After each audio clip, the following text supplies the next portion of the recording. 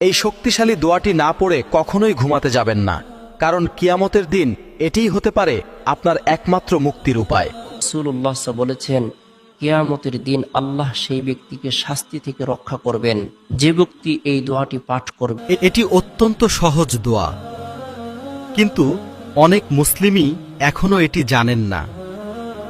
দোয়াটি শেয়ার করার আগে অন্তত একজন প্রিয় মানুষকে ভিডিওটি পাঠান, কারণ একটি দোয়া শেয়ার করাও হতে পারে বড় সওয়াব। রাসূল বলেছেন, আল্লাহ সেই ব্যক্তির চেহারা উজ্জ্বল করুন যে আমার কথা শুনে তা বোঝে এবং অন্যের কাছে পৌঁছে দেয়। এখন এই দোয়াটি পড়ুন এবং মুখস্থ করুন। আল্লাহুম্মা কিনি আযাবাকা ইয়াউমা তাবআতু ইবাদাকা। অর্থ, হে আল্লাহ, আপনার আযাব থেকে আমাকে রক্ষা করুন যেদিন আপনি আপনার বান্দাদের পুনরুত্থিত করবেন। আমিন।